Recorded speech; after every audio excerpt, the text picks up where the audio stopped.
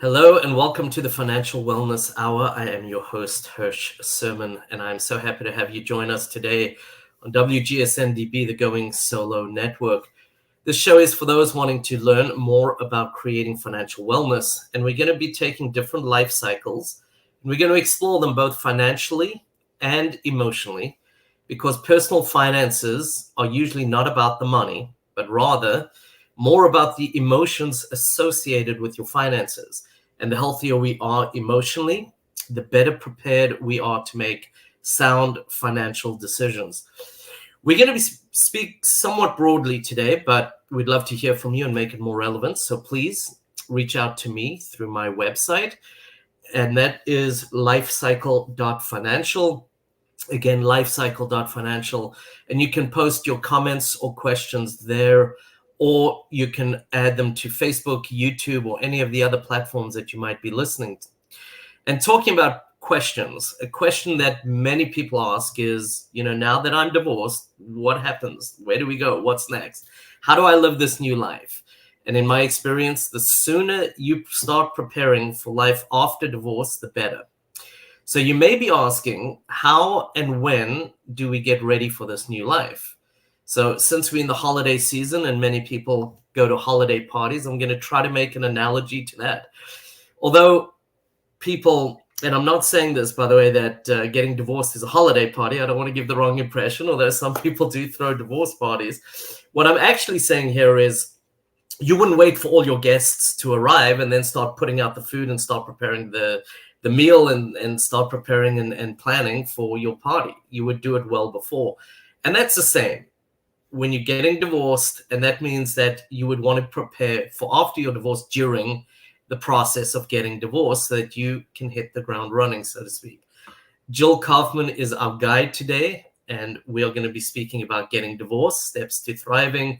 Jill is a divorce coach, a therapist, a co-parenting expert, an author, an advocate, a connector, and so much more. I don't know how many business cards you carry, because those do not all fit on one, Jill. But one of the things I really like is that you work with your clients to help them navigate the challenges of divorce with clarity so they come out stronger.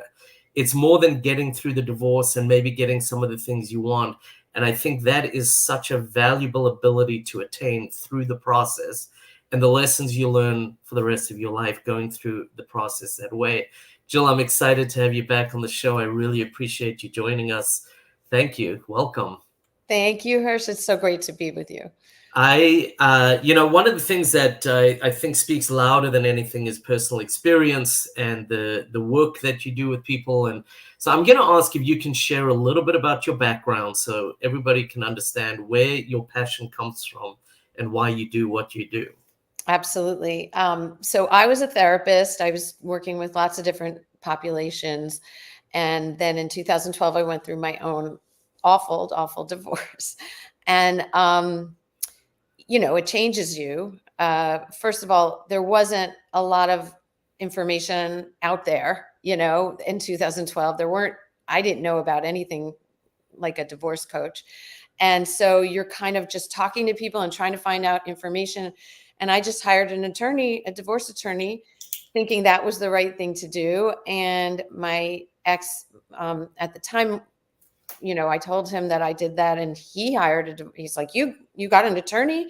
And so he hired an attorney, and immediately, tons of conflict immediately, because our attorneys were talking to each other. We weren't talking to each other.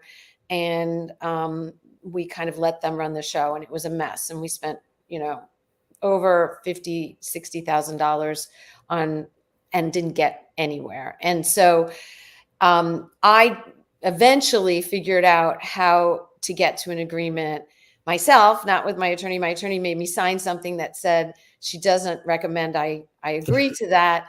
And, over 10 years later, I'm very happy I did, because we would have been in court. Not a question if I. Hey, you may still be in court if you hadn't settled, because we've both seen those kind of divorces, right? And you're right. I got divorced in 2014, and 10, 12 years ago, there really were not there were fledgling organizations, if I can call it that. There were very few people who were divorce coaches, who were, divorce financial analysts or anything like that. And I think people need to take advantage. I don't want to say they're lucky that they're getting divorced now.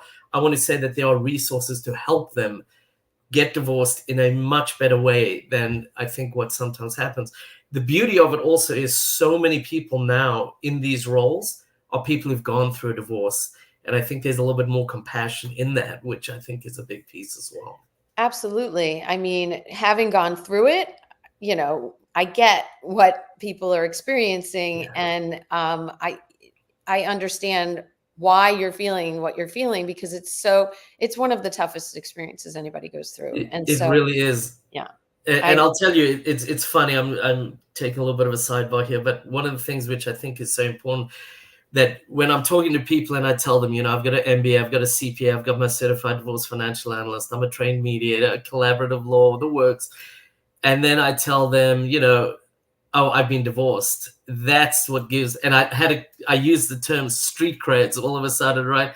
And that's what a client said to me is, oh, you've been divorced, you got street creds. I was like, okay, interesting. Absolutely. But we know it's important to go through the divorce in as best a way as you can. And it's also important to live a fulfilling life afterwards. And those are kind of the bookends I think we're going to speak a little bit about today. So let's start at the beginning with the first bookend of, once somebody decides, like, okay, I'm getting divorced, whatever the reasons, what are the first steps, or maybe the first step they should take as they make that decision? So there's several things to do in the beginning. And the first step, I would say, is to talk to a divorce coach, talk to a financial advisor. So those are the two things that, you really should do in the beginning, because a divorce coach can kind of guide you on who else you need to talk to. You may want a consultation with an attorney, if necessary. But the problem is that once you meet with the attorney, they want a retainer, and you give an attorney a retainer, and you get into the same problem that I was in. And so I'm really hesitant to tell people to meet with an attorney until we kind of go over what's happening in their situation and make a plan for how they're going to move forward. So a divorce coach will really, help you get your plan. A financial advisor like yourself will help you make a plan for your finances. So, the divorce coach is kind of an overall person, and then the financial person does specifically the finances. Right. I also have a background in parenting. I was a parent educator for many, many years.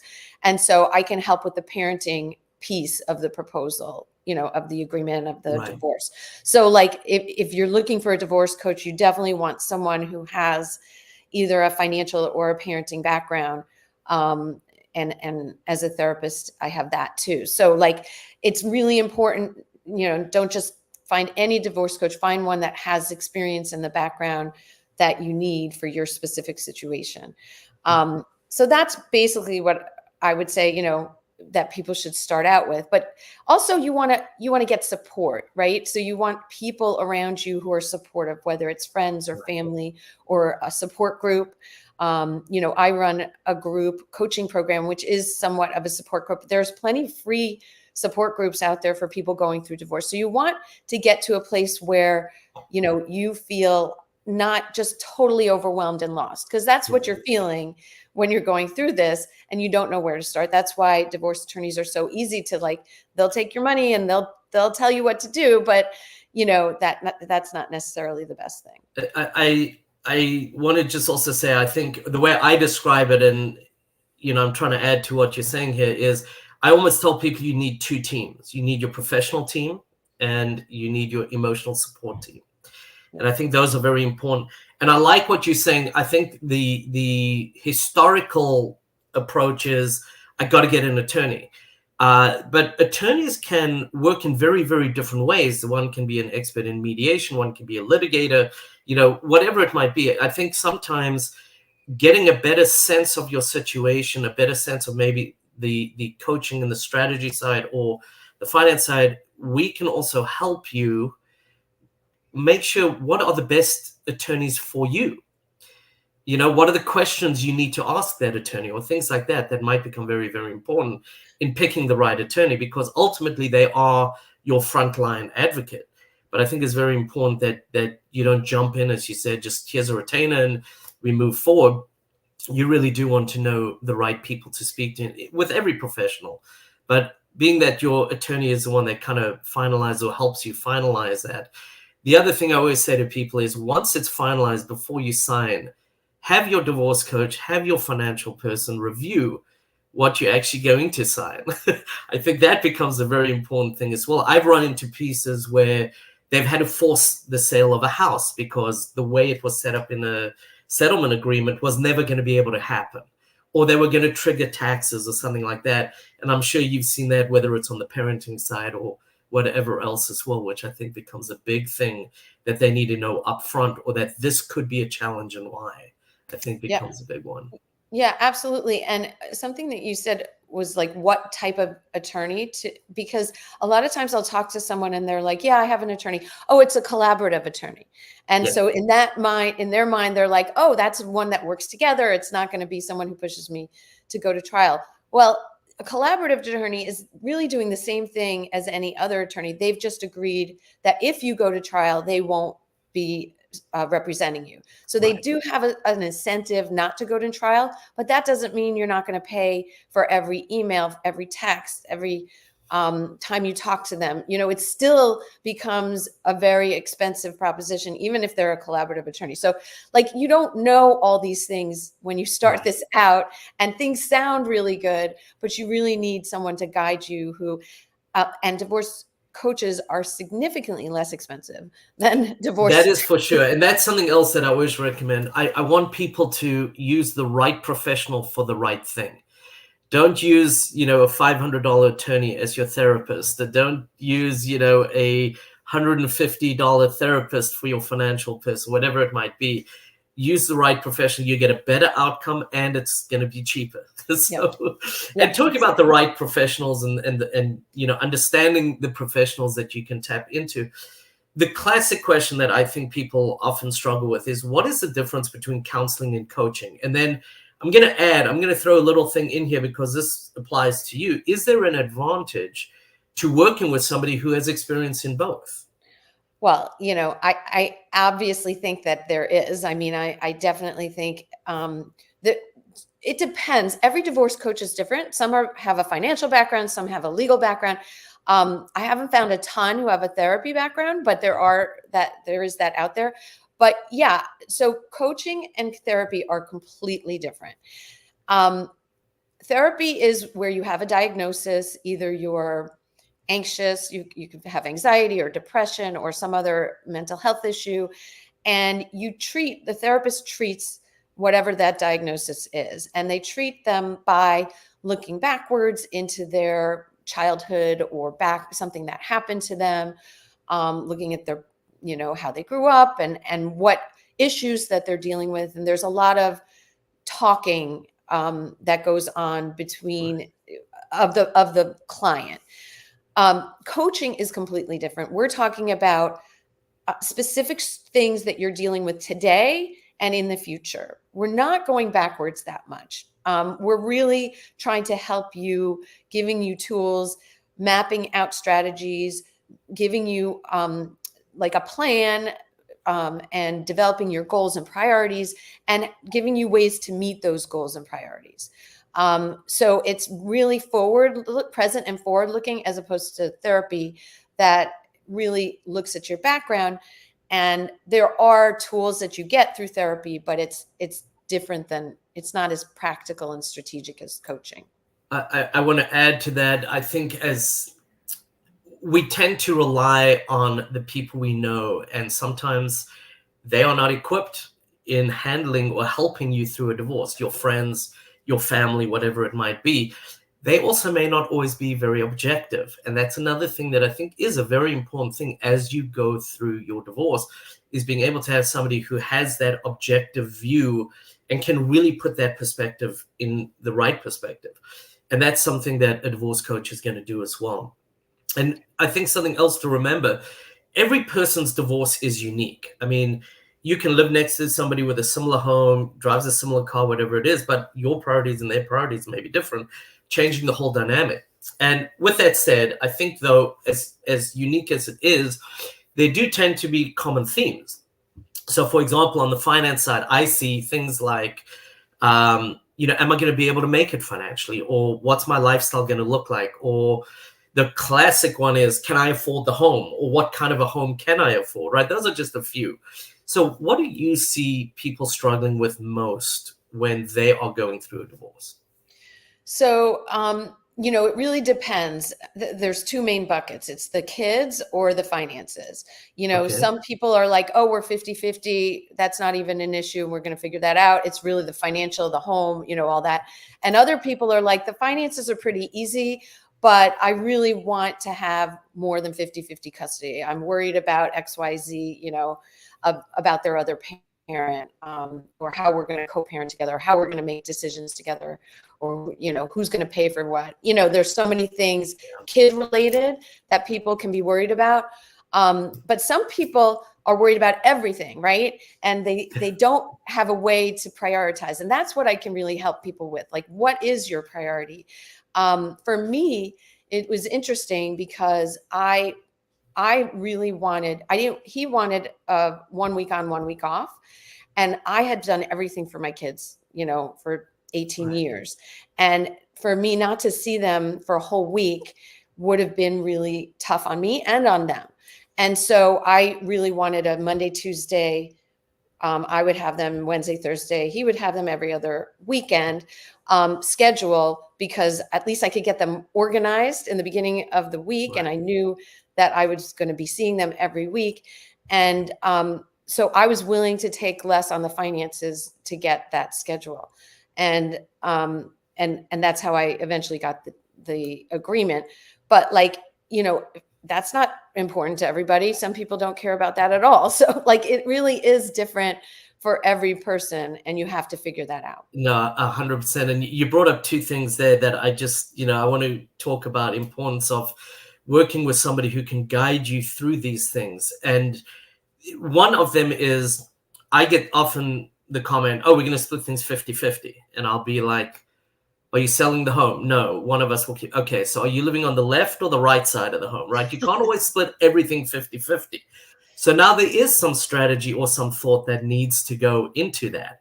And again, understanding what your priorities and your values are, I think helps you really hone in a very emotional and cluttered environment in your head. It does help you focus if you really do understand what those values and priorities are.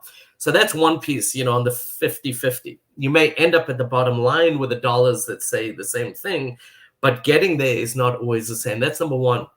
Number two, in instances where somebody says, I want them more, I want them, not a 50-50 custody, knowing your state that you live in and the rules and responsibilities relating to you become very important there as well. And the reason I say that is, for example, in Illinois, when it comes to child support, there's this cliff, I'm going to call it.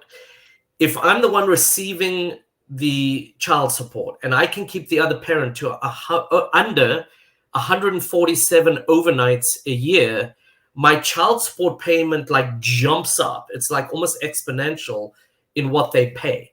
So it could be 148 to 146, and all of a sudden it's disproportionately higher. So understanding your situation, understanding the rules that you're in is very, very important. I had a client that said, I'm going to get, legally separated.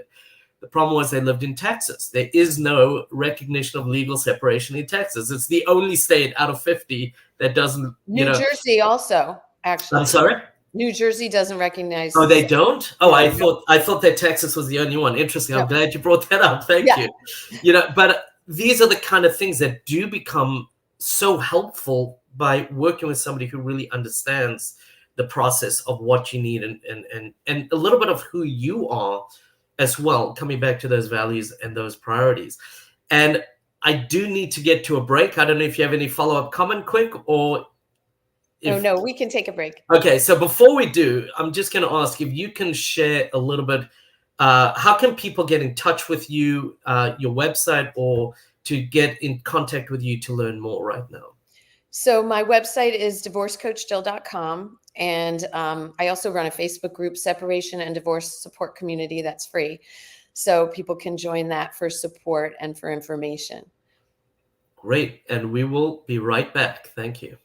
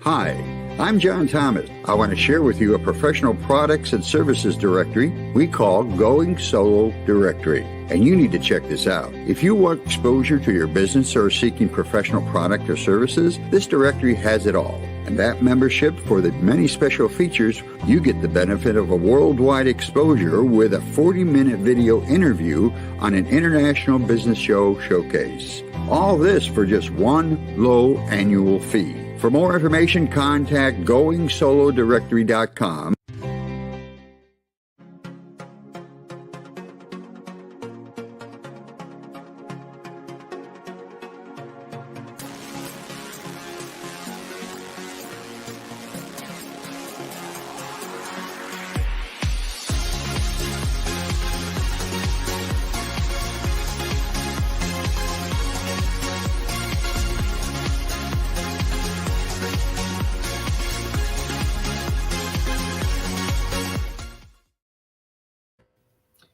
Hello and welcome back to WGSN-DB, the Going Solo Network.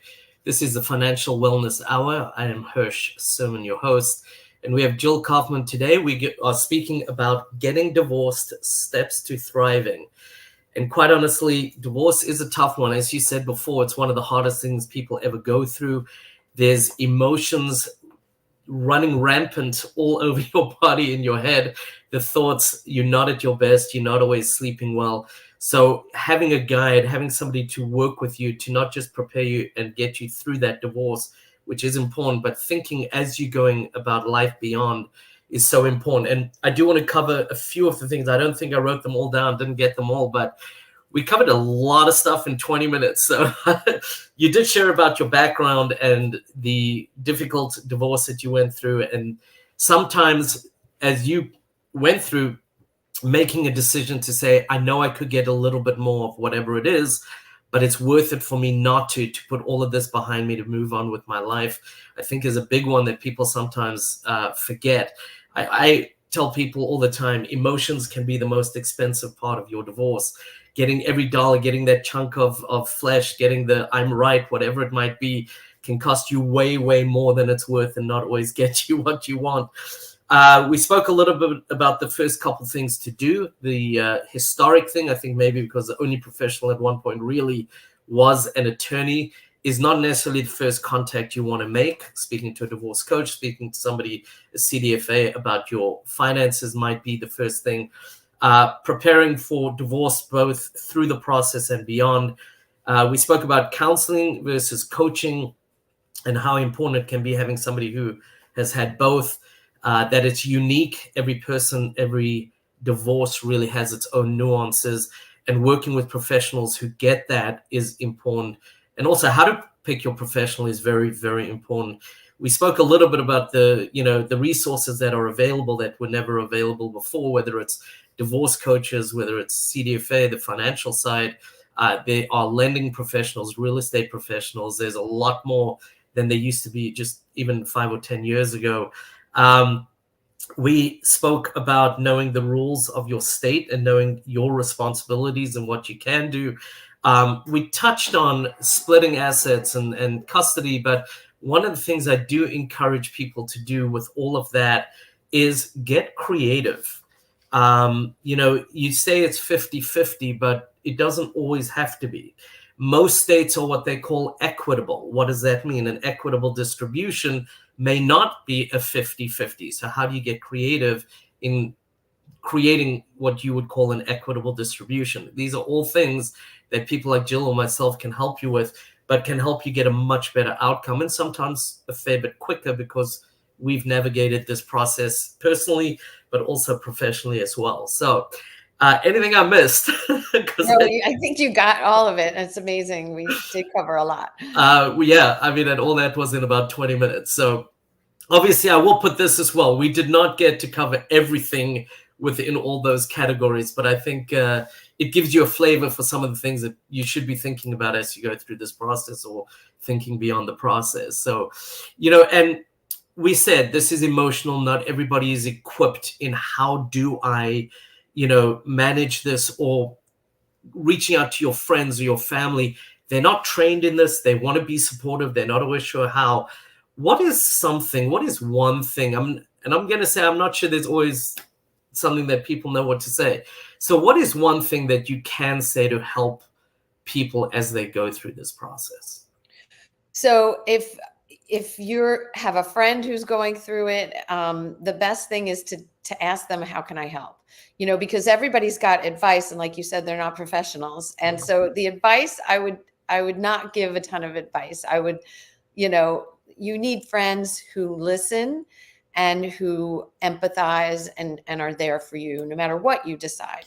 But once they start giving advice, if they're not a professional, then I would say, thank you, but I'll ask my professionals for that.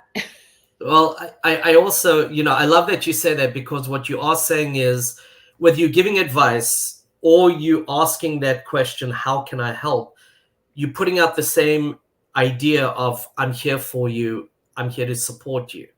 The one, I think, maybe more supportive than the other, because I may not hit your needs, right? Is the other piece to that. So I love that. I think being able to show you're supportive, but in the way that the person who's struggling is supportive, I think becomes a very important piece of that. Right, exactly. And, everybody struggles with different things, right? Some people didn't want the divorce, so they're really hurt and they're sad and they're healing in that way. Another person, has been thinking about divorce for years, so they're farther along on that, healing journey, and maybe they just want you to go out with them for a drink, there's so everybody needs something different. And so it's really important to get the support that you specifically need. I love that. That's great. So what are some ideas or ways that you work with people in the divorce process to help them, whether it's working through the divorce, envisioning their lives and preparing for beyond? What are some of the ideas that you can share that maybe are things that you would work with people to help them with? Sure. So I have this group, and I love the idea of a group, because you get really, I always wanted that, like other people who were going through divorce. When I was going through it, I felt so alone. I felt like I had a big D on my forehead, like I'm going through this and nobody else is. So being with other people who are going through it is really powerful and healing, I think. But a lot of people are asking for individual divorce coaching now, because a lot of the attorneys are recommending it, because people who are working with a divorce coach are better clients with their attorneys. And so it's interesting. A lot of people now are preferring individual divorce coaching, but you can get both. You can get individual and group.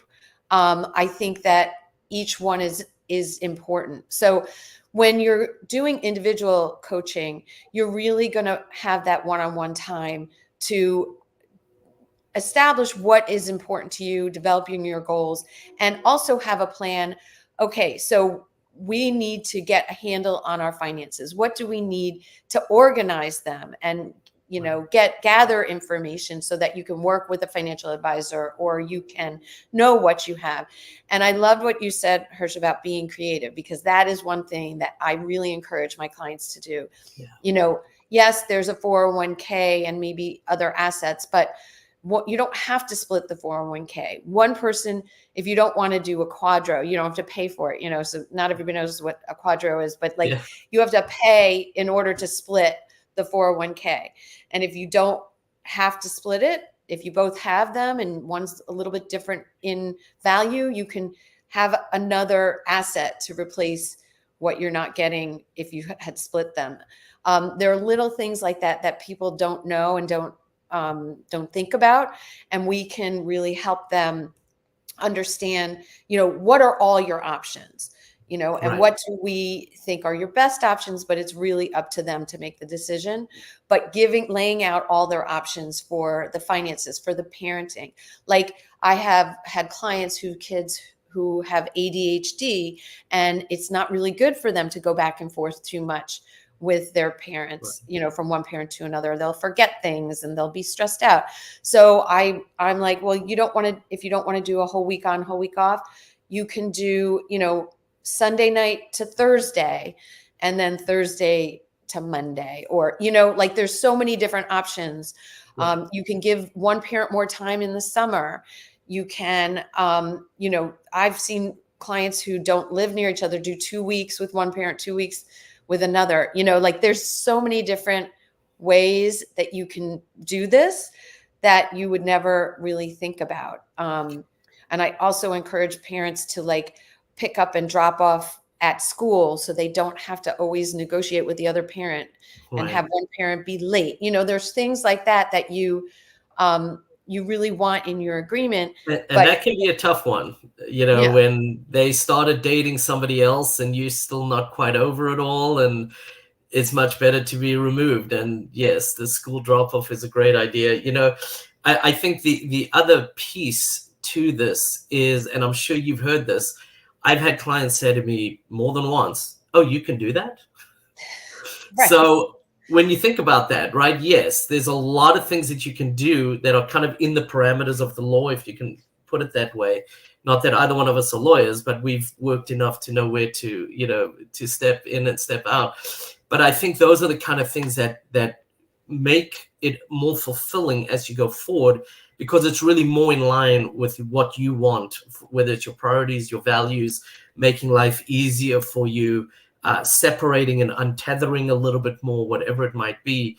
I think these are the kind of things that we can help suggest as people are moving forward with it. Yeah. And for example, people think that things are important. I just got an email this morning she said that he wanted the couch and the table, and I didn't think he should get that, and he wants to go to arbitration over that. And I said, there is no reason to go to arbitration over a couch and a table. I mean, that is absurd, so you get caught up in this when you're going through it, and you can't, really understand what's important because you think you're getting taken advantage of, or you think it's not fair.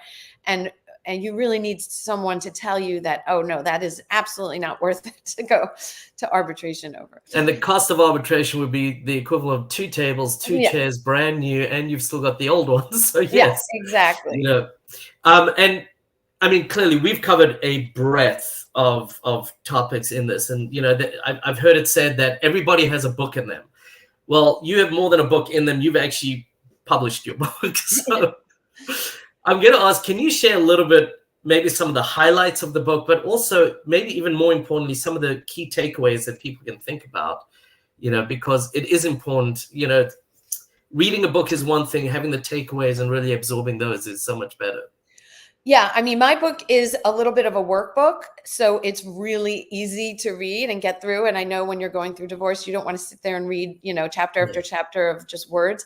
So there's a journal entries. So it gives you some prompts on how to heal. The beginning of the book, it's called "I'm Getting Divorced Now What?" And in the beginning, it's how to process all the emotions. So there's some journal prompts on how to think about your, what's going on and to process what's happening to you so that you can, think clearly as you go through this. And then the second chapter is about building up back your self-confidence. Because I know when I was going through it, I didn't even know who I was anymore. You're in a marriage, you're dealing with young kids, and you just completely put yourself aside and you focus on the family and everything else. And when you're going through divorce, it's such an opportunity for you to remember who you were and what makes you happy. And that's all my second chapter. It's really long.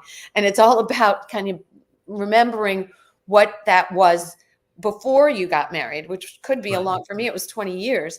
And, what it was, I remember skiing was the big thing that I did that I totally gave up when I got married. And, as I went through my divorce, I said, I want to do this. I want to have this as part of my life. And I really put that into my life. So that's like the second chapter, and really building up who you are and knowing who you are. And then developing your goals and priorities and, how to figure that out. And then it's co-parenting peacefully, because a lot of my clients are co-parenting with someone who is difficult or high conflict. And so I give you some techniques and tools, really, really helpful tools on how to communicate with people who are difficult. And that's really helpful. And avoiding mistakes. I have a whole chapter on avoiding mistakes. That's big, because sometimes you can't take them back. Yeah. And by the way, my first blog I ever wrote was called, I think you know this already, but was called Divorce is Awesome, right? And everyone's like, you can't call it that. So I changed the name. But it was exactly your second chapter. It was like, I think it was your second chapter in reconnecting with who you are. And it's exactly what I said. Like, my life had died this horrible death. And then I was like, wait, this could be a really good opportunity. And it's exactly what you were saying, reclaiming who you are, the things that brought you joy, and being able to have a fulfilling life. I wish we could keep going. We can't. We haven't enough time. But one more thing. I know that you've got a free gift for people. So I'm going to ask you just to touch base on that. And then we're going to have to wrap up. No problem. It's 8 guidelines for separated and divorcing parents. And it really just goes into how to protect your children. And one of the big ways, to protect your children is to take care of yourself, because, your kids will be okay if you're okay. And so it gives you some guidelines on how to do that, and how to communicate with your soon-to-be ex, and some interesting help when you're going through this. Wonderful. And I think those are, sometimes it's the small pointers that make a big difference. So I encourage everybody to reach out. Jill, how can they actually reach you? And then we will wrap up after that. So my website's the best way, divorcecoachjill.com. You can also join my Facebook group, Separation and Divorce Support Community, and you get tons of information and support there. Wonderful. And I really appreciate you joining. I really appreciate what you do, because not everybody can handle working with a difficult clientele, and yours sometimes are on the higher end of that difficult. So I appreciate it. I do encourage everybody to reach out to Jill. Go to her website. You'll see some great things. Take advantage of that free gift that she has just shared. And I think that you will be very, very pleasantly surprised with the information and the things that practically you can put into place right away. I think those are all important. I am Hirsch Serman, your host for the Financial Wellness Hour, and I appreciate you joining us. Please reach out to me through my website. It is lifecycle.financial. Again, lifecycle.financial. And you can reach out to me with questions, or if you didn't catch Jules, you can ask me to put you in touch with her as well. And thank you, CC Schatz, for putting everything together on the back end. Happy birthday for last week, CC. And I look forward to everybody joining me on my next show, and have a great week. Thank you for joining us.